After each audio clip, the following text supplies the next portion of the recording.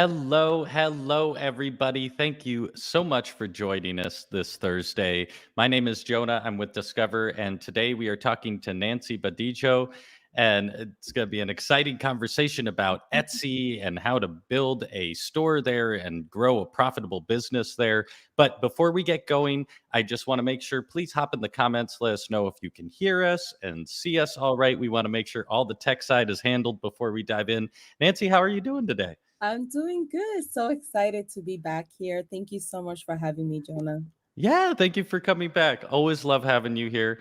And for everyone watching, just to set a couple expectations, feel free to pop into the chat at any point. Let us know where you're tuning in from, how you heard about Nancy, something you're excited to learn, how you heard about Discover. Use that space as a discussion. Even if you're watching the replay, we come back and love to look at those comments, see the interactions there. So use that chat as a creative space for the conversation.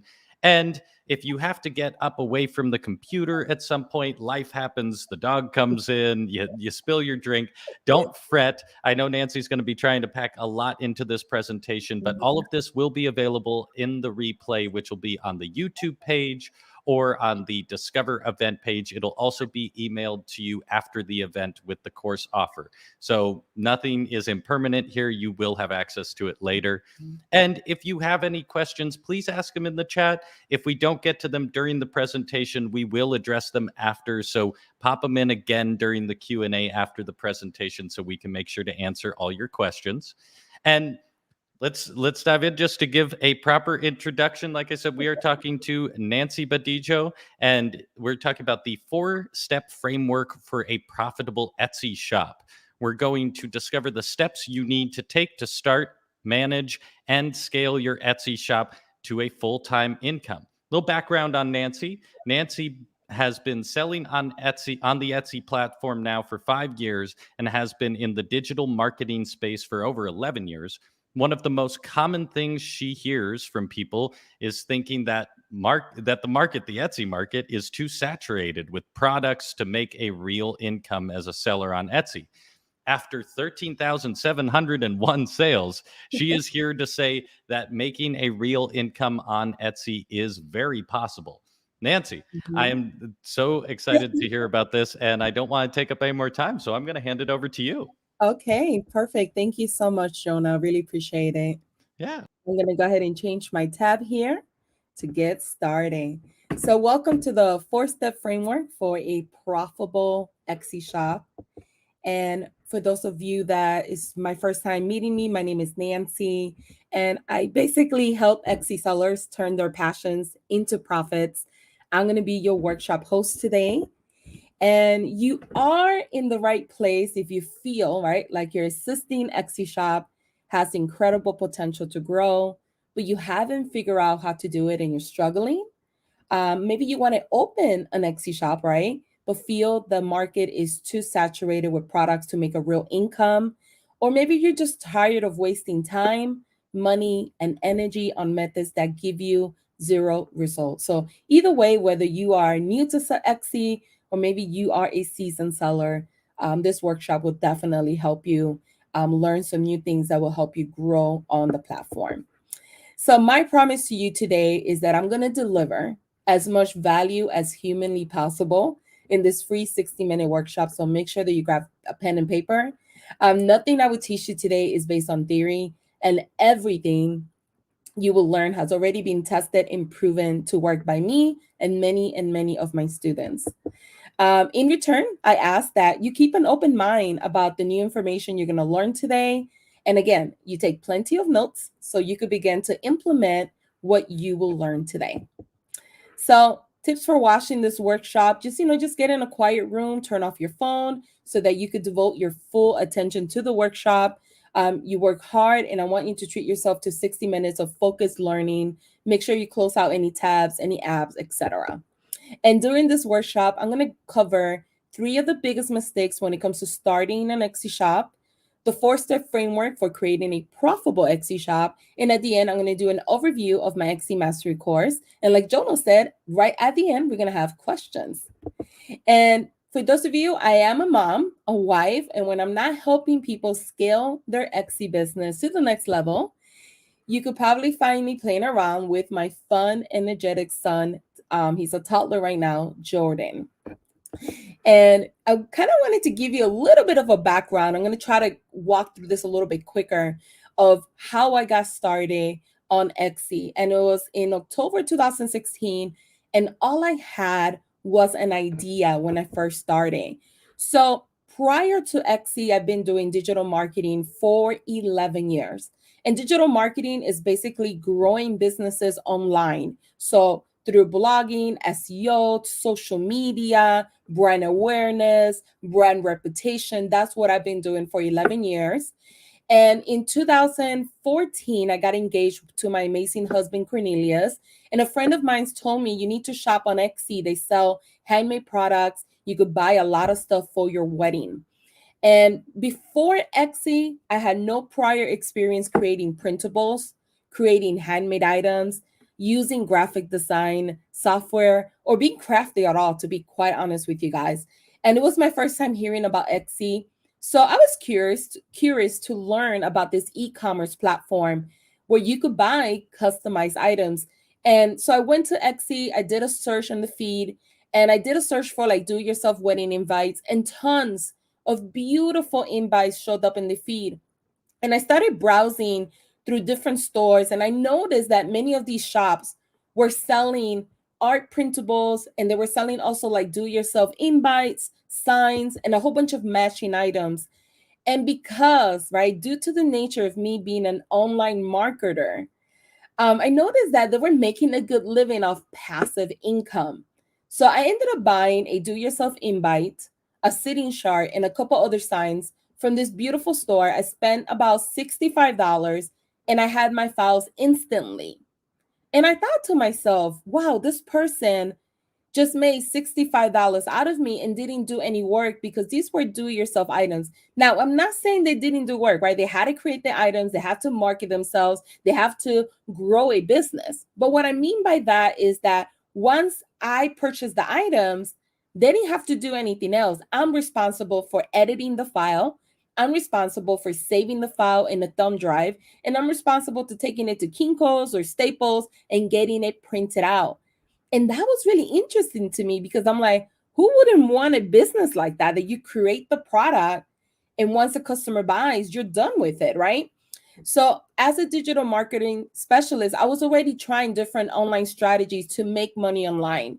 And I decided to do a case study for my blog by starting my very own Etsy shop. And my first Etsy store was dedicated to selling quotes.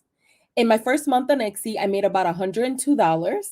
This is without having any experience making handmade items and not even having a creative eye.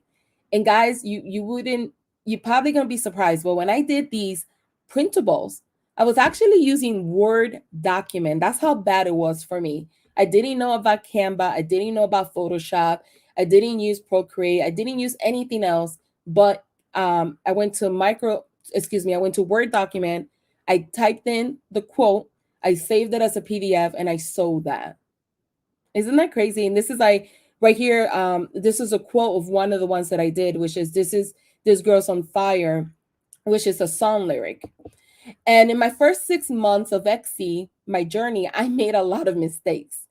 And the biggest mistake was risking my store getting shut down because I was using quotes that were copyrighted, not understanding licensing of using fonts, and didn't understand how to create something or how to identify my unique selling proposition so I could stand out in a saturated market and make my product or products a no-brainer for prospective buyers to choose my product over others. And to be quite honest, I used copyright quotes because I saw everyone else doing it on the platform and I thought it was okay until I received several, not one or two. I mean, it had to be about 6 or 7 infringement notices from Etsy. And the reason why I think my store was getting hit with infringement notices versus maybe other stores is because I knew how to market myself outside of Etsy because of my background being a digital marketing specialist. So I already knew how to, use social media, how to build a brand. So I was getting a lot of traction. And obviously, more traction you get if you're doing copyrighted stuff, you'll get caught. And I started learning. I decided to learn all about intellectual property. I decided to go a different route. And I was like, it's not worth selling stuff that you could get sued or get your store shut down. And because I was already making money, I was like, you know what? I'm going to stick with Etsy and see what happens and add it as an additional stream of income. So, as you can imagine, after countless hours of promoting my Etsy store, after creating a whole entire brand around it, after creating over 1,000 listings, which is crazy to think, I had to build everything all over again. Basically, I had to start all over again. And this was my breaking point. I could have easily said, screw this, I'm already making money through affiliate marketing and other projects that I do. But I didn't do that. Always think about it this way: you either learn or you win. That's all. There's no losing. Everything that I went through made me a better Etsy seller, made me a better coach nowadays. And I learned a lot. So instead of taking it as a breaking point, I just said, okay, I'm going to see what do I need to do to build a business the right way and not just take trending lyrics. Yes, that will make money, but ultimately could get my store shut down. So around January of 2017, I changed my complete strategy when it came to selling on Etsy. And I decided to change my niche to the wedding niche. I always had a passion for the wedding industry, and I thought it would be fun to create wedding printables. So this time around, I made sure that this was a profitable market by validating my product ideas, seeing if there's a market need for them, making sure that I took it one step further by making my unique selling proposition different from everyone else and making my products obvious, different, memorable enough that when they shop in my store, they could really see that what I offer, they cannot get elsewhere. And basically making it a no-brainer to buy from me.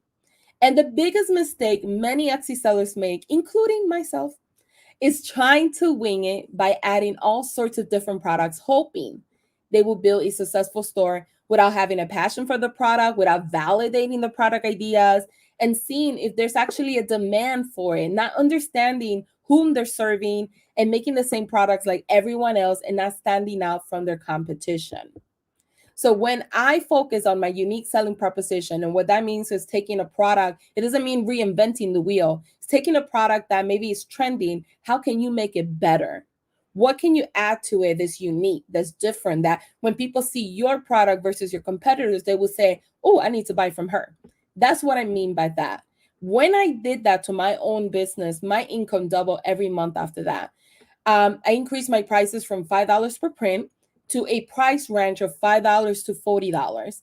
And this was a massive game changer for me. I ended up creating a robust line of other products for my wedding printables like sitting shards, table numbers, thank you cards, etc. I also started selling personalized items, which drastically helped me increase my earnings by charging extra for that. And in my first year on Etsy, I made a little bit over 21,000. In my second year, I opened another shop selling party printables. I followed the same formula and I was able to triple my income. So I just want you to kind of take that for a second and think about it. Wouldn't that be incredible? Wouldn't it be great if you have an extra 20,000 in next year, or even if we just an extra 10,000? Everybody's goals are different, right? For some people, might be I just want to make an extra 5,000 as a side hustle to go on a vacation or to pay bills, right? Or to get out of debt. It's just different for everyone. But just imagine if you could do that. Think about that for a minute. How could that change your life? Would it help you pay off your debt? I was able to pay off all of my debt. Would it help you save money for a family vacation? Would it help you stop living paycheck to paycheck? Would it help you spend more time with family? And would it help you one day quit your day job and make Etsy your full-time job? And another great thing I want you to think about Etsy is that this is a great platform to start with. They have their own building traffic. When you're first starting out and you don't have an audience, you don't have an email list, you don't have any type of online presence, this is the best place to go to. They have millions and millions of shoppers ready to buy. So this is a great starting point. And from here, this could open to an actual website where you sell your own product that you no longer need Etsy in the future. Think about it that way as well. Because I know a lot of people are like, I don't want to do Etsy, the fees, or I have to be quite honest, Etsy is very relatively cheap compared to Shopify or creating your own website right now. So it has so many advantages. And the next three things I want to talk about now is the biggest misconceptions when it comes to starting an Etsy business. The first one is the market is too saturated with products to make a real income as a seller on Etsy. And to be quite honest, the most common mistake, and we just talked about this, many Etsy sellers make, including myself, is not making unique products and making it harder to stand out in a saturated market. You ultimately blend in with other sellers. So you need to offer a unique product that makes it a no brainer for the prospective buyer to purchase from you. This is where your unique selling proposition comes in place.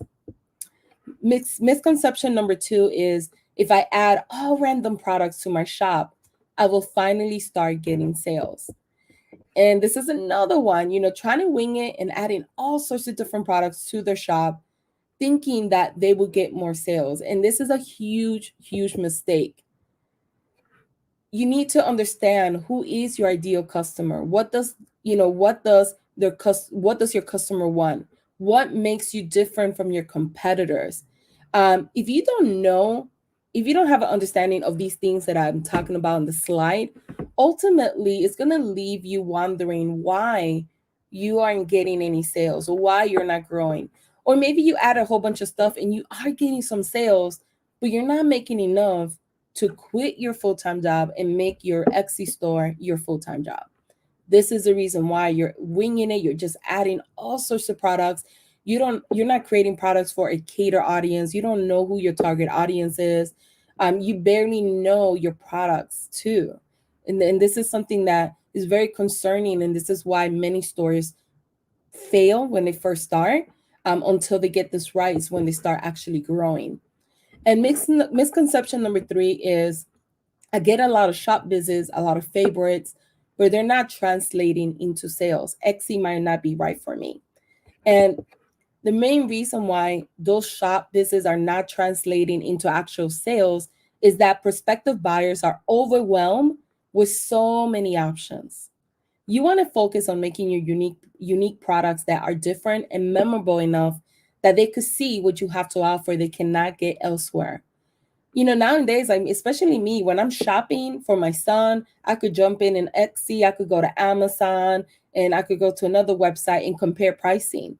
But if you create something very different and unique, then when that customer does come across your product, they're going to be like, whoa, this is very different. I get all of these options. I'm going to buy from them. And that's what you ultimately always want to remember. And then that will make it a no-brainer from them, for that prospective buyer to go ahead and proceed from buying from your Etsy store. So if you want to start making money, you need a profitable framework in place. And within 1 year, like I said, I made over 21,000 my first year on Etsy. I didn't use no Etsy ads, no Facebook ads. I just did my unique selling proposition. I niched down. I served my ideal customer. And eventually, because in the beginning I really didn't do this because I had to start all over again. Eventually, I again started expanding my digital footprint with social media. And you may be thinking, I just don't even know where to start. And that's where my 4-step framework for a profitable Etsy shop comes in place. And the bottom line is that you do have a big opportunity to build a thriving Etsy business or scale your existing shop to the next level. Always remember this. There's a lot of sellers on Etsy, and it can seem like the market is very saturated. But always remember this. Many start, but few finish. Many start. I know I had like a in my head right now. Many start, but few finish. And that's the thing. You might see a lot of stores in your niche, but many of them don't finish, unfortunately, because they don't have a system in place. They don't really understand how to grow their business, and they give up too soon. They give up too soon. So you have an opportunity. And that's how you got to look at it. And you won't make any money without a strategy in place. And this is where I'm going to go over now my 4-step framework for a profitable Etsy shop. So we're going to be talking about audience, optimizing, traffic, and converting. This is what you have to do to kind of start, manage, and kind of take it to the next level. And audience is all about who do you want to attract, be specific, because without this, you're not ready to make money. Number two is optimize your shop for higher conversion rate and optimize your listings for SEO to take advantage of Xy's building traffic and also Google and other large search engines. Number three is traffic. How to leverage the power of Pinterest to start driving traffic to your Etsy store, and how to leverage the traffic of other social media platforms. And we'll talk about that in a few. And the fourth one is converting. It's like learn how to convert the traffic that you are bringing in and capturing their emails to remarket to them at a later time. So let's go ahead and get started. Make sure you have a pen and paper because a lot of this information is so valuable. It's definitely going to make you think differently on how to manage your store. And everything you're going to learn today is applicable for Etsy, Amazon, doesn't matter what you sell. Majority of it with the exception of the Etsy SEO. So the first one is audience. Like, who is your ideal audience or your ideal customer? Someone with the problem your product or service is designed to solve.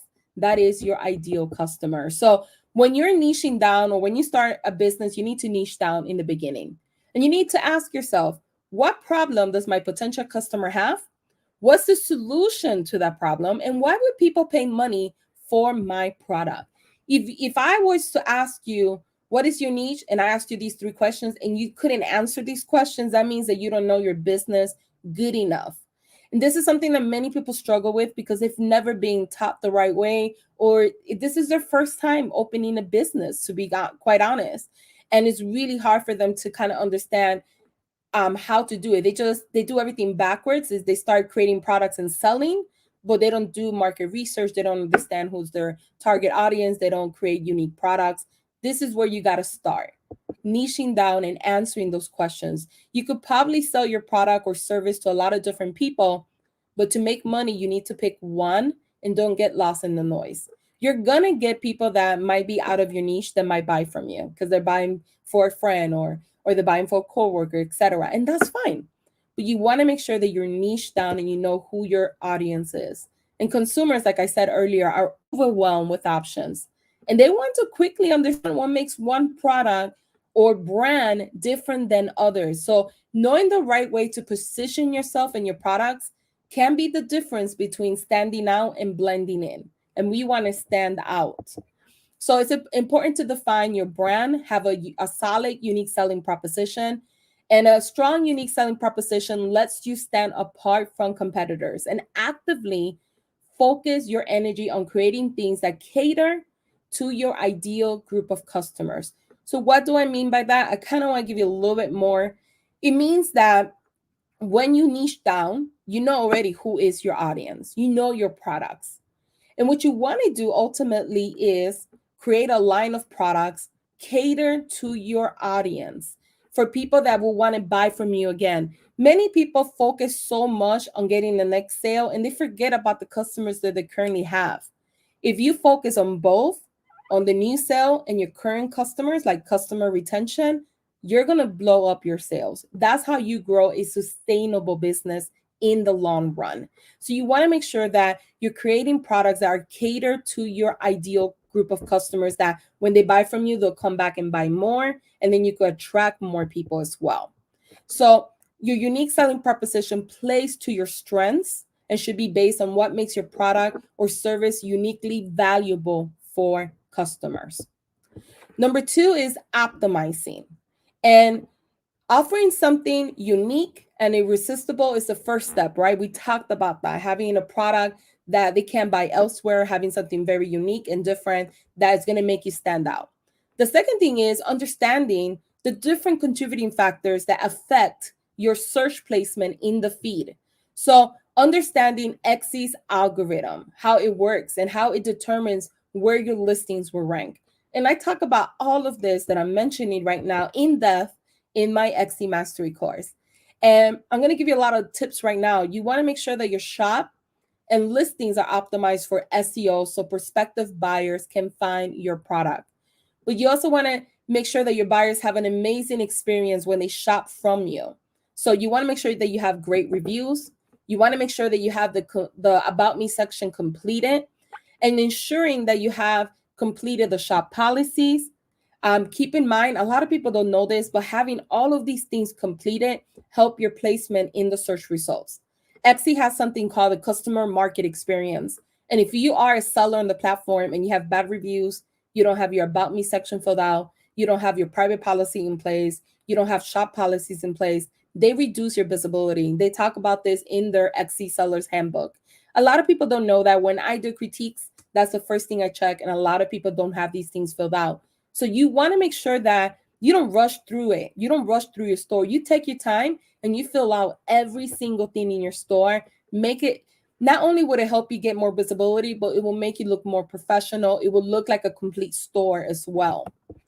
And some of the best practices for Etsy SEO is to obviously optimize your listing so you could get more visibility. The first one is title and tag relevancy. So exact phrases matches are stronger than matches on individual words. For instance, words or phrases that appear in both the title and tag of listings are considered more relevant than a listing with the word or phrase in the tags or title alone. So this is something that a lot of people struggle with.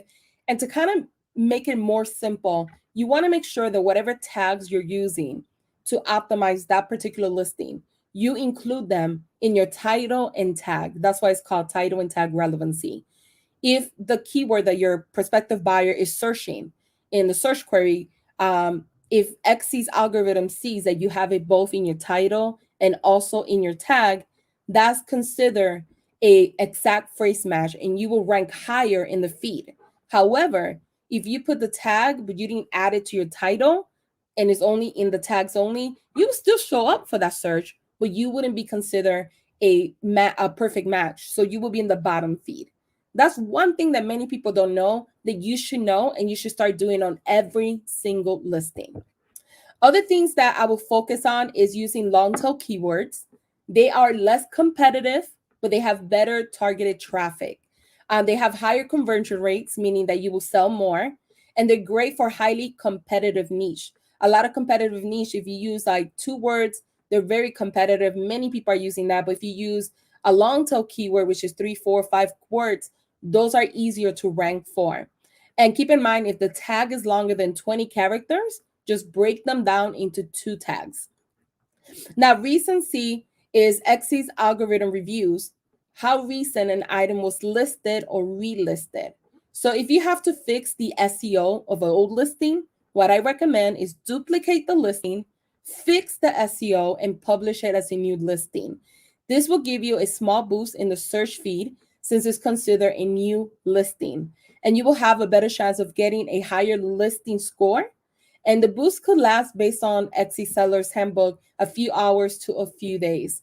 So anytime that you're fixing a listing, you should duplicate it and publish it as a new listing. The old listing you could delete, or you could do A/B testing between them if you want to as well. But that's going to give you that listing quality score, which is when you publish a new listing, it gets a lot of views because Etsy wants to see how this new listing compares to competitors. And that's how you get that ranking. And that's the reason why you want to take advantage of that. Other things that you should be doing is the listing title is crucial to Etsy SEO. It helps you find your products in those Etsy search results and Google as well. So the most important tag should be at the beginning of your title because it does hold the most weight for SEO. In addition to that, a lot of people don't know this or they've never paid attention to this. In the actual listing, when you're creating a listing, you can actually preview your meta description at the bottom of the listing. And the meta description is a snippet that's shown to people when they search for your products on Google. So what you want to make sure that the first 155 characters of your description, one includes your focus keyword, whatever keyword you put in the beginning of your title, you also include it there. You include like a short description of your product and a call to action. Click to learn more, grab yours today, shop today, hurry, get yours, whatever you want to use. But a call to action is basically telling that prospective buyer what type of action you want them to take next. And that helps you increase your click-through rate, which means you could drive more traffic from Google and other large search engines. And the reason why I included this is because I've seen a lot of Etsy coaches or even other people that talk about Etsy. They only teach you about Etsy SEO, but you need to optimize your listings for both Etsy, Google, and other large search engines because your products are shown on both platforms. So you want to make sure that you're optimizing your listing the right way so you could drive more traffic, whether it's from the building traffic from Etsy or whether they came from Google. Who cares, right? As long as you're driving that traffic in. You also want to make sure that you include tags, your keywords. So if I say tags and keywords is the same thing, as naturally as possible through your listing description because Google does not like keyword stuffing. And this is going to increase your conversion rate. So keep that in mind because as by adding more relevant content on your listing, it's going to tell Google what your products is about by having those keywords in there. And that's what it's. And lastly, you want to make sure that you're choosing the right category and attributes for Etsy SEO since they are matched with prospective buyers. Search queries. When customers search, they could search for the tag or they could actually go and search by category and they could also search by attributes. So if you're selling, I don't know, a black t-shirt, don't put red t-shirt if you know you don't sell that. Because the more people that see your product and less people buy, it hurts your conversion rate. So that's the reason why you want to be very specific, not only with the tags that you're using that accurately describe what you sell, but also with the attributes and categories you're picking. Because if you start showing your products to a lot of people and they're not buying, it will push your listings to the bottom feed and you will not start getting sales and you will not get any traction and you're going to be wondering why I've done everything else right. And that's most likely the reason why. So Etsy SEO should absolutely be a part of your marketing plan, but not the entirety of it. And what I mean by that is that many people just stay focused on Etsy SEO and that's it. They don't do nothing else to grow their brand. And trust me, you could grow a store. I have multiple stores that I did just for testing that make me excuse me, not 6,000, $600 a month, sometimes on a good month, 1,000 that are passive income that I don't do anything else with it. I just do Etsy SEO just to test it out. And it does make you money. However, if I want to scale it to the next level, just depending on Etsy SEO is not enough because they're constantly changing stuff. So you're going to be constantly, or you're going to have to be constantly changing your strategies as well. And as more people come in the platform, it does become a little bit harder to get some traction. So the best way to grow your business instead of changing your Etsy SEO like every other month, which can be time consuming, is to grow a sustainable business the right way by not only taking advantage of Etsy SEO, of Google traffic and other large search engines, but it's also using Pinterest and other platforms to start driving and generating your own traffic as well. And what I recommend, the reason why I only talk about Pinterest right now is because when you first start your business, you're going to feel overwhelmed. When you first start using social media, especially for people that really don't like it, but they're almost like, I have to use it for my business, you're going to stretch yourself too thin if you try to use Pinterest, Facebook group, Twitter, etc. So in my opinion, it's better for you to start with one platform, master that platform, batch out content, put it on autopilot. I do Pinterest once a month. I have it on autopilot. I don't have to do anything else. It's automatically pinning for me every single day. And once you feel that you've done that and you have it on autopilot, then move on to, okay, let me see if I could use Instagram now. Let me see if I could build my own Facebook group. This is an easier, smarter way of not overworking yourself, not feeling like you're stretching yourself out too thin and you're tired. So what I recommend is Pinterest because Pinterest is it's not a social media platform, it's a search engine. And it's so much easier to get traction from Pinterest than Instagram because on Instagram you got to crack the code, you got to figure out how the algorithm works, the same with Facebook and many other platforms. So if you want to dominate on your niche, become an authority, then Pinterest is the place to be. And Pinterest makes it easy to drive traffic back to your Etsy store, increase conversions, and grow your email list. And when you use Pinterest the correct way, you can see results right away, unlike other platforms that you have to pay to play. Facebook only shows your post to 10% of people. And if those 10% of people that follow you don't interact with it, guess what? It doesn't get shown to more people. So with Pinterest, it's different. As long as you have a remarkable product, you're optimizing it correctly, you're providing value, you have optimized it for SEO, etc., you're going to start getting traction. So I wanted to talk about reasons why people don't grow on Pinterest. Maybe you try Pinterest right now. And I kind of wanted to talk about it. I get about 1.6 million to about 2 million impressions per month on Pinterest. It's an amazing platform. Um, and that's why I highly recommend it. I've been using it for years as well, not only for me, but for businesses that I used to help grow online. And I wanted to kind of give you some actionable things that you could learn today, take with you, and be like, okay, I'm going to take her advice and start doing these things or not do these things, right? So, the number one mistake that you can make on Pinterest is not having a focused niche and leaving people confused on what you offer. So if you're not focused on building your brand and having a niche, you're going to attract the wrong audience. And you're going to show your products and services to people that are not really interested in what you're selling. And if you don't attract the right audience, then you're just another Pinterest user. So you need to focus on a niche and you need to focus on what exactly you offer, have clarity on what you offer. Another thing is you don't provide value. So a lot of people, it's all about selling the products. You have to mix your pins and you got to stop focusing on growing your business as much, but start providing more value through your products and services. And there's no easy way to grow your customer base than providing value and then having your customer promote your brand for you. And what I mean by value is, let's say that you sell bracelets and your bracelets are for people that have anxiety, right? That's a big market right now.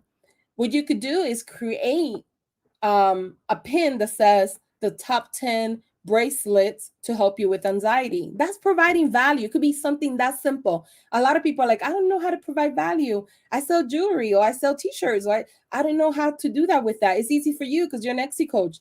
No, everything you buy, everything that we buy in life is because it solves some type of issue that we need, right? Or solves a problem that we currently have that product helps.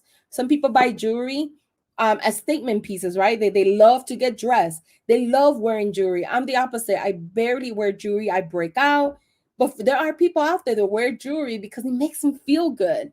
So you need to come up with content that is for that, right? Content that provides value, that people that are searching for that content come across your product and then they buy from you.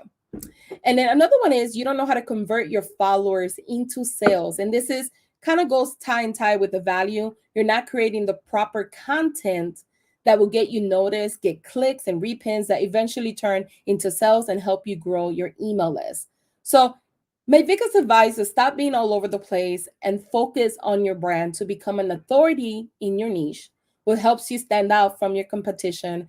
And then that will help you eventually turn those visitors into actual customers. And the last one is the one that we talked about right in the beginning, is that you're treating Pinterest as a social media platform, not knowing that Pinterest is a search engine. You're not optimizing your Pinterest account nor content for SEO. I see this all the time. People don't know how to do keyword research. They don't know how to find keywords that people are searching for. They don't know where to put them. This is crucial for you to be able to use Pinterest the right way because it is a search engine. So another thing that I wanted to touch base on is, as an Etsy seller, it's really important for you to understand the buyer's purchase journey. You probably heard of this before. I didn't come up with this. There's different stages of a person when they're buying. Stage one is aware. In the awareness stage, the potential buyer is merely experiencing the symptoms of a problem and trying to put a name to it. So in this stage, they don't know who you are or that you could provide a solution to the problem. They're just simply trying to figure out what is their problem and trying to find some solution online.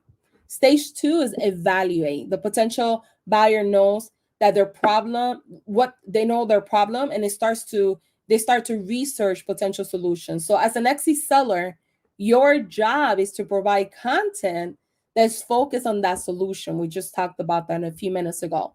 So you want them to be researching for a solution to the problem, and they come across your Pinterest content and think of you as an expert in that niche. So imagine somebody searching for anxiety, how to deal with anxiety, and your pin comes up, and they click on the pin, and then they read the description, and then they go to your profile, and your profile, you have all these things about anxiety. You have a board, there's all Etsy stuff. Then you have another board, which is maybe you created a PDF guide where you help people deal with anxiety, and that's how you get their email. Then you have another board, and in there you have pins of different articles, maybe not even your own content, of other people's content that you're sharing that talks about anxiety. Then you have another board where it's your blog posting, and you talk about all about anxiety bracelets, how they help. Now when they come across your profile, whether it's on Pinterest, on Instagram, on Facebook, and they see all of that information, you start becoming an expert to their eyes. Even if you just started a month ago, it doesn't matter. They're looking at that and they're like, wow, this person knows a lot about anxiety. And then stage 3 is purchase. So in the final stage, the buyer has identified his issue, has researched, right? They have looked around already at different companies, products or services, right, that could help them. Now, this person's final decision is making a decision with who they want to buy from. And if you, as an Etsy seller, and also as a marketer, because a lot of people think I'm not a marketer. Well, you have to be a marketer. As soon as you become an Etsy seller, guess what? You are a marketer as well. And you have to think like one. But if you have successfully marketed yourself to them in the early stages, when they're first researching, they came across your content, etc., what happens now is that you'll have a greater chance of closing the sale. You'll have a greater chance of then coming back to your Pinterest account, clicking and going to your Etsy store and making a sale, or signing up for your email list, or going to your blog, or becoming a subscriber, that even if they don't buy right now, later on they might buy from you. Now they've gotten to know your brand, who you are. This is what you need to focus on in order to become an authority selling whatever you sell. Doesn't matter what niche you're in. So keep in mind that to boost your Pinterest account visibility and search results, tell Pinterest who you are, what you do. This is on your Pinterest bio, where your picture is at in the main page.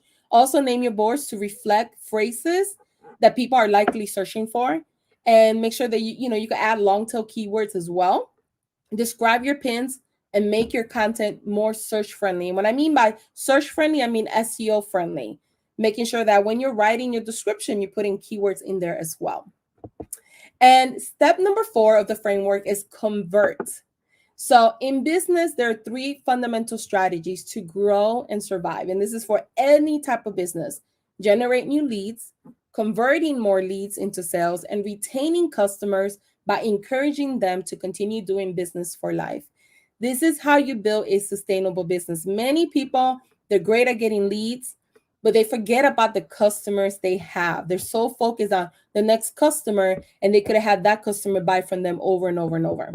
So the final step in the framework is figuring out how to convert the traffic that you're getting from Etsy SEO, from Google, Pinterest. Let's say now you're using Instagram, you're using Twitter, you have, what was the word I was going to say? You have not upgraded, but you have learned to use Pinterest, you have learned to use Instagram. Now you're driving tons of traffic, and you're promoting your store. But keep this in mind: if you did the work and you have a unique selling product that people want, people are going to buy it at that moment. But what happens to people that are not ready to buy? So you're driving all this traffic from SEO, from Pinterest, from Instagram. But what happens to the people that maybe go to your store, but they're not ready to buy right now? They bounce, right? They leave. And unless you build a really solid brand, like you're using remarketing campaigns, you're on social media, your brand is, growing, most likely they might not remember you. So what you need to do is start an email list. And I recommend doing this from the beginning when you open your store. And you could choose your own email provider, or you could choose Etsy approved partners. They have, I think, at the moment, AdWeber. And what I recommend is creating a lead magnet where you offer an incentive or something for an exchange of their email. And you add your lead magnet to your banner, to your listing photos, to your About Me section. In the About Me section, you can actually add a hyperlink to any page outside of Etsy. And anywhere else you promote this lead magnet, anywhere else that you promote your business. And this is kind of an example of my smaller store. This is a store that I use for tutorials. I used to give out my main store, and I kind of changed that strategy because people will steal from your ideas. So this is the reason why I use the smaller one for more tutorials and stuff. And this is to kind of give you an example. I have my art printable guide on my banner. Then I also have a picture on every photo. And then I even use like Etsy signature. I put on the bottom, like if you're interested in, joining my email list, click here. You want to actively promote that everywhere. And the reason why you want to do this, because like I just said, a big percentage of people are going to go to your store. You're going to have all these people. Let's say you drive 200 people per day. Unfortunately, not all 200 people are going to buy. I wish that was the case. I wish that my 10,000 people that visited my webinar every month, I wish all 10,000 purchase. I would be a millionaire right now. But it doesn't happen that way, right? It takes time. A lot of times they want to buy, but they're not sure. It takes a little bit more nurturing. So what you do is by having these systems in place, when you do drive traffic to your store, they might join your email list. And from there, you could create an email sequence where you nurture that person. The first email could be like, hey, here's 10% off for your first purchase on our store. The second one could be like, hey, by the way, this is our story. The third email could be, hey, follow us on social media, like on Facebook, or we are on Instagram. Why? Because you want to, one, nurture that person, that customer, get them to know your brand. And 30, you want to keep them in your ecosystem. And what I mean by that is that by you promoting them or telling them, hey, follow us here, follow us there, every time that you have a new listing and you are sharing your listing in Pinterest, Facebook, guess what? That person's going to see it. The more people interact with you as a brand, the more they see you, the more they think of you as an expert, the more they keep you in mind, and the more sales you will make. And with email marketing, if you were to start again all over, or if you were to move to a different platform, you could take your email list with you. It's yours. No one could take it away from you. And you could get consistent sales because you could start sending emails with offers or promotions or whatever you're selling, new products that you're adding. And eventually you'll see that traction. That email marketing is so powerful to help you grow your business. So that is the framework. It's not a bunch of theories. Like I said, it has been tested and proven. It works by me and thousands of my students. And if you take away one thing, is that if you follow this 4-step framework, you could start making consistent sales with your Etsy business and scale it to a full-time income. So I have developed the 4-step framework that makes it easy to create your very own Etsy shop. I have outlined that system for you today.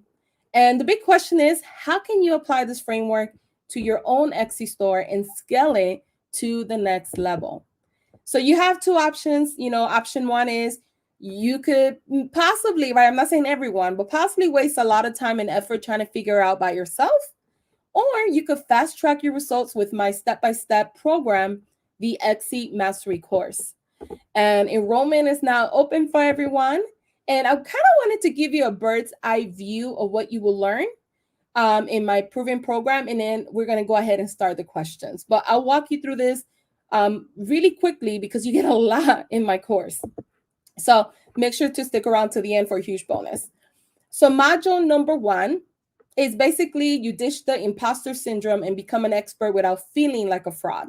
So I'm going to teach you how to validate your product ideas, how to find out if a niche is profitable so you could kickstart your Etsy business the right way. So I teach you everything, how to do market research.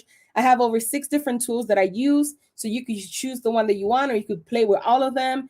I give you step-by-step guidance. This is not me just telling you, this is me showing you. I have a screen. I show you everything, how to do market research, how to validate your product ideas, and how to find profitable niche. Because at the end of the day, we start a business, whether on Etsy or any platform, is to make money. So you don't want to start a business just oh, I'm going to create a store, not do any of this market research, and then wonder why you're not making money, right? We're going to do it the right way. Module number 2 is clarifying your brand message and your offer. So you're going to get crystal clear on your brand message and offer so you could attract the right audience for your products. I will teach you proven tactics to increase your customer lifetime value by effectively creating products that cater to your target audience that they will want to buy from you over and over. You want to make sure that you understand your brand messaging. So many people don't understand this. And if you don't understand it yourself, you're not going to be able to sell your products on Etsy, on social media, nor on your email list. So that's the reason why this is module 2, that I'm going to help you clarify that. Module 3 is creating a successful Etsy shop. So this is all about the path to success. It does have a lot of pitfalls and obstacles, but that's because a lot of people don't have the right system. So to avoid mistakes that your competition is making, you need to have a clear understanding of how things work before trying them yourself. So you're going to learn how to properly build a memorable Etsy shop to become an authority in your niche and stand out even in a saturated market. Now, this is a bonus module. This is anyone that wants to sell printables, digital products. This is a bonus. If you're not into that, you're selling jewelry, you sell t-shirts, you sell other stuff, you just skip module 4. But module 4 is anyone interested in making money with printables. You learn the exact steps to create a high profitable printables with no experience required, and actually teach you step by step everything you need to know when it comes to creating and selling printables, from sizes, from legal stuff, from fonts, what softwares to use, where to buy, clip art, etc. So I teach you all of that. Module 5 is probably arguably the most important module, XCSEO. So you'll be able to steal my XCSEO strategies on how to rank your product within minutes and gain visibility for your shop. And you will have a complete breakdown of how Etsy's algorithm works, the things you have control of, and how to explode your Etsy traffic. And module number 6 is how to start, manage, and grow your shop. So you're going to learn how to build a sustainable Etsy business for the long run. And I will teach you what it takes in terms of how to charge premium prices, how to persuade buyers to buy. And you will get a proven and perfected plugin system so you can start making consistent sales with your Etsy business and scale it to a full-time income. So these are the 6 modules of the Etsy Mastery course. But what's great about my course is that I make my course as, I call it, the only Etsy course you will ever need. And what I mean by that is that you're not going to want to buy any other course or coaching, because you get everything included. You get an additional 8 bonuses, and I will run these and we're almost done. So the first one is how to leverage Pinterest and drive unlimited traffic. So you get a whole Pinterest course included, value at $199. You also get an Instagram course included as well, where I teach you how to grow your brand and drive leads back to your Etsy store. You also get a whole year of 365 Instagram Etsy story prompts to help you gain more visibility, warm up your audience, gain leads, close out the sales. So if you're like, I don't know what to post on Instagram, I'm always confused, you get a whole year's worth of things to post. I also teach you how to turn your Facebook profile into an actual sales funnel. I have the strategy on my Facebook page, and it helps me. I want to say this last year was around 16,000 emails just from this. It's a simple strategy that I teach you how to turn it into an actual sales funnel. Another bonus is how to create a successful Facebook fan page. Addition to that, I teach you how to grow Facebook groups. I have grown groups all the way to 200,000. My group right now, I think, is about 77,000, my largest one right now. It is an Etsy group as well. But I teach you how to grow a group because they're so valuable when it comes to creating a community of raving fans that want to buy from you over and over and over. Another one is I give you a crash course on introduction to Facebook and Instagram ads. That's a $57 value. And this is for people that want to learn how to create digital products. I actually have 11 videos that I teach you how to create 11 different digital products. I'm going to expand this list. So by the end of the year, it should be about 30 to 50 digital products. So if you enroll now, later on, whatever I add, you get included no matter what. So that's an extra thing that you get included. And then you have the course community where you will have access to me. I work Monday through Sunday. You will see me all the time. You're not going to get an admin or someone else running the group. I run the group by myself. So you'll have access to me from coaching. I have an actual thread on top of the group. So any questions for me, you put them there. And then also keep in mind, I do bi-weekly Q&As on Facebook Live as well. So you get all of this that we just talked about, lifetime access for the entire course. For today, for a special price of $99, regular price I do charge is $597 for everything. And the question is, if you will make your, it's not if you will make your money back, it's how many times over you will be able to do it. So this proven system is for doers only. Do the work and you get the results. So what I'm going to do is hand it over to Jonah so we could go ahead and get started with any questions you guys may have. Yeah, Nancy, thank you so much. First, you go through the whole system, all the aspects. I really appreciate that you dive into marketing your Etsy store because I've seen a lot of stuff about how to build a store, and then people just make like, oh, magically, all of a sudden now you have a store. People will buy stuff, but it's not that Exactly. simple. So I Hmm. appreciate you give those resources. For everyone viewing, feel free to drop your comments into the chat if you have any questions. We have Nancy for just a little bit longer. And to make clear, Nancy's course is available. There is a link in the comments. It's pinned to the top. It's also in the description and will be emailed to you along with the replay of the video. Just to get the Q&A started, I did have a couple questions for you Okay. myself, Nancy. There was a lot of information there, but especially when you were talking about how if you want to like edit a posting, you can create another one. And then you briefly mentioned A/B testing a post Hmm. or a listing by having the two. Uh-huh. Do you ever just create two listings right off the bat to A/B test? Is that wise, unwise? You Uh, can. Yeah. You I can. mean, testing is all about testing on any platform you sell. And to be quite honest, when you're creating a new, when you're fixing a listing, the reason why I recommend duplicating that listing is because when you add a new listing to your store, you get Mhm. something called the listing quality score, which is Etsy takes that new listing and they start showing it to as many people just to see how people interact with it. So obviously, Okay. the more people interact with it, engage with it, you get a couple sales, the higher the placement you get. However, if you have a listing that you edit, you fix the SEO, and you publish again, that listing won't get that temporary boost because it's an assist. Okay. You want it, duplicate it, and publish it as a new listing so you could take advantage of the temporary boost because that could potentially take, even though you fix your SEO and you might jump up, but by doing the boosting, it might take you even higher. So that's one of the reasons why I recommend doing that.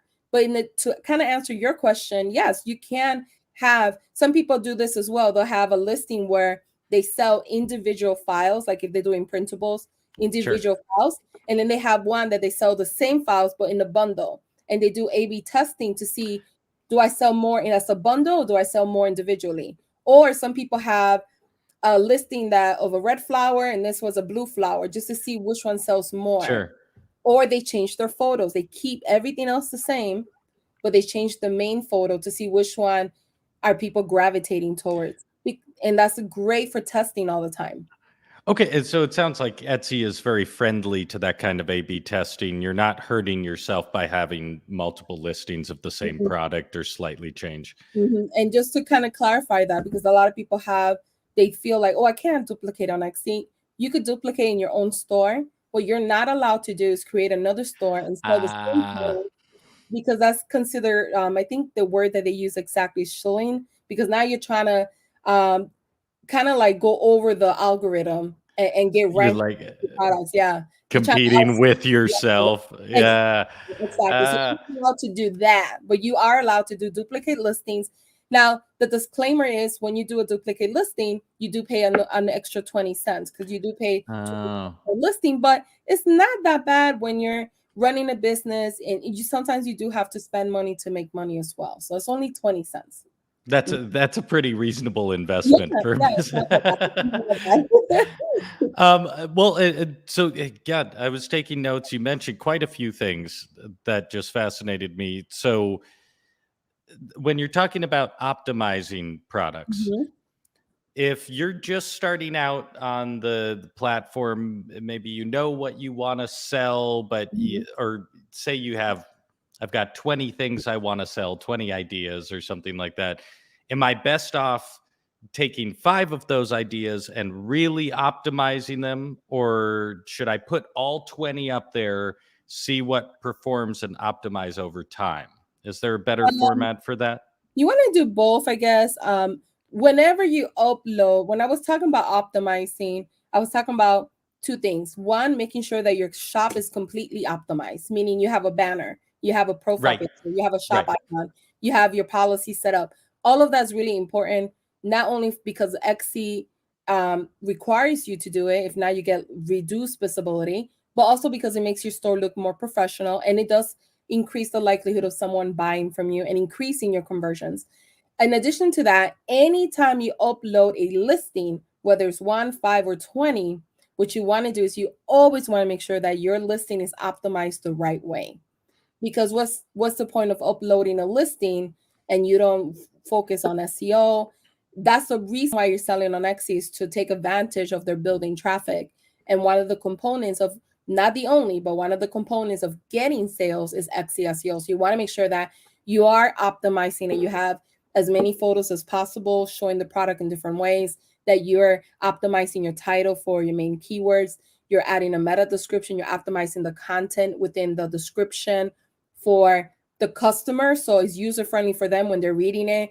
They have everything that they need, but you're also making it Etsy SEO, searchable as well. Right. You could drive that traffic in. So you want to do that. And then what I recommend is, if you have a lot of listings, did you make 20 listings based on what your customer want, or did you do 20 listings quickly just to upload listings and say I Right. have 20 listings up? Right. That's Right. the first thing you really got to think about, because what you don't want to do is add a whole bunch of listings just to create stuff. It does hurt your conversion rate. Your store will tank. You won't see any traction. So it's better to start with one. And even if you don't have an audience right now, go to Facebook groups that your audience might be hanging out. Do social listening, which is when you go and you see what are people complaining about or Hmm. talking about Hmm. in that niche, and how can I take that information and create a product that solves that problem that they're talking about, and therefore create a robust line of products that are catered to that audience. That's what your focus should be, more than 20 listings. I hope that makes sense. You got exactly to the heart of what I was trying to skirt around a little bit, which was just I've seen multiple coming from the music industry. A lot of small bands will be like, oh, we need an Etsy shop. And then they'll be like, let's make 30, 40 products so we have a wide offering. But nobody wants 40 versions of their band logo on a bunch of different things. So I appreciate you got exactly to the heart of kind of what I was talking about No there. problem. No problem. Um, so just a couple more questions for you. With a lot of industries like this, you have to balance what you're interested in with what people want, right? Because Exactly. there's no point in like quitting the day job, which you shouldn't do right off the bat, right? But I don't if recommend. if that's your goal, right, there's no point in doing that if you're just going to be doing something else you don't like doing. So with your process and everything, how do you balance selling things that you're passionate about, or that you believe people actually want or are valuable, versus like what you like and what's important to you? Do you have any advice on, like, when you're doing that initial research, how to balance those things? Yeah, I think it's getting out of your head, Mm. because a lot of us, including myself in my YouTube channel, I used to create products or videos that I thought people want to watch, or Ah. I used to create products that I think are cool or people want to buy. Ultimately, it's not about you anymore. When you are in business, it's about Hmm. you solving a problem that customer needs. And we need to get out of that mindset of, oh, this is so cute, I saw another store do it, I'm going to do it, or the shiny object syndrome, like, oh, they're doing it, I'm going to do it as well. Because you don't know what they're doing from the back end. Maybe they're building a niche around that product, and that's why you Sure. see them getting a lot of sales. Now you added that random product to your store, and you're like stagnant. Why? Because they're doing it the right way by building products catered to their niche. You just took that trending product, put it to your store, but you're not getting the same results because you don't have the Right. audience, you don't have this, and etc. Right. So you always have to, I know it sounds like rude or harsh to say that, but it's not about you anymore. Hmm. When you create products, it's about that person, whoever you're solving their problem. So if you want to build a store for hobby and create products that you like, go ahead and do that. Right. You might get a couple sales here and there, but if you want to build a sustainable business that you could eventually quit your day job, make Etsy your full-time job, eventually maybe even open a website, get out of Etsy and kind of like build it to even something bigger, you need to make sure that you're creating products catered to an audience, that you're solving their problem. As you start growing your business, learning more about your audience, they will tell you half of the time through reviews, conversations, social listening, Facebook groups, social media. They will tell you, oh, it'll be great if you had this. It'll be great if you have that. They will tell you based on the reactions that they, Sure. whatever you asked, right? Or whatever you posted, you'll start getting that information. And then from there, you could create a robust line of additional products based on the feedback that your audience gave you, not based on what you think will work. Right. Right. Yeah. Right. I appreciate that perspective. Yeah. And last question here, and then we got to wrap up for time, just to be. But something I've talked about with a lot of creators that come on Discover, but you especially in this field, which is really interesting. And it sounds like you covered this in the whole first section of your course, but you're talking about becoming an expert and people witnessing you as an expert because you're Mhm. here and you're there and you have this visibility. But for you, the person going out and writing the blog post or doing this, I I know you cover, I'm sure, much more in depth how to tackle this in the course, but just a little nugget of advice how you get over that imposter syndrome right off the bat, or have the confidence to sit down and even just write a blog post. Because I know, when I started writing that kind of stuff, I sat down and would be like, I know a lot about this, and 2 sentences in, I'm like, I know nothing. Like, so Uh, do you have just like, even just to get past that initial barrier, any advice? Because you're clearly a confident person when it comes to that. well, I'm to be honest, I struggle with that as well, Mm, and I'm a introvert as well. So mm, it is very hard for me to get out there and do videos. Even workshops like this, I still get my nerves are going. sure. I still go through the process. Even in my group, when I do Facebook Live, the biggest advice I could give anyone is baby steps. Just do it. Just Mm, just get started. When I started my YouTube channel, I'm at 80,000 right now. When I first started 3 years ago, my YouTube channel, I was doing screen shares of my screen. I was behind. I didn't have no pictures on my thumbnail. It took me forever to put myself out there. And the minute that I put myself out there, I think it was the 1 year after, and I started I remember people putting in the comments, "Oh my God, it's so great to finally see your face." And I ah. started getting that reaction from people. And Yeah. that's when I realized someone had told me that they're like, you need to get your face in camera. That's how you're gonna build your channel. And I'm like, whatever. You don't even have a YouTube channel. I'll do it the way I do it. So I started with my baby steps. But now I think about it, I'm like, God, they were right.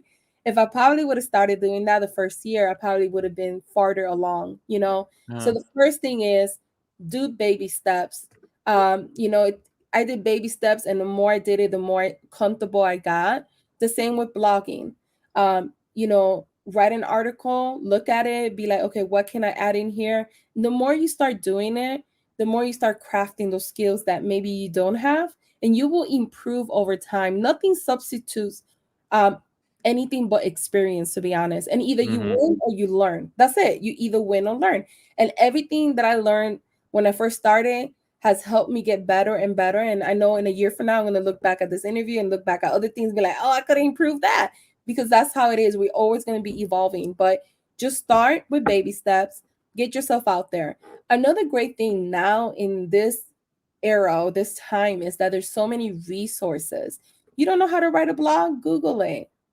You don't know how to create a video? Google it. There's so many resources out there that kind of get you in the right step. That maybe when I started in 2009, there weren't that many. There were some, but not Sure. that many. Now it's just so easy. I mean, we just our toilet broke, and me and my husband changed our toilet. We're not plumbers. We just Googled it. So, Right, right. so it's just baby steps. Just making sure that you don't hinder yourself or self-sabotage because of fear. Use that fear to use it as fuel to continue doing your business. And the more you do it, I guarantee you're going to be more confident and more comfortable, and it'll become a little bit more natural as you go. I love it. I've heard that from so many creators, and it's just time and time again, like, do the thing, and then you'll get better at it, rather than waiting, imagining that someday you'll wake up ready to just do it Yeah, perfectly. exactly. That Right. quote from Zig Ziglar, you don't have to be great to start, but you have to start to be great. I love that. That's a great quote. Sorry, one more time. Who was that from? I think it's Zig Zaglar. Maybe his last Zig name I'm not Ziglar. saying it right. But if you Google it, you don't have to be great to start, but you have to start to be great. It's a great quote. That's such a good quote. Well, on that note, thank you so much for your time, and I appreciate that. I really, really appreciate that you take time in your course to address that alone, because I feel like it's a huge part of diving into any field is being able to say like, no, I actually do know something. I can do this. I'm not, yeah, building that confidence. Mhm. But appreciate your time. For everyone watching, please hop in the comments. If you're watching the replay, hop in the comments as well. We do come back to those and let us know something you learned. Let Nancy know how much you appreciate this. I appreciate it so much. Yeah. And if you like this video, please like and subscribe to the Discover channel. We're consistently trying to bring creators like Nancy out here to share their expertise and grow this incredible community.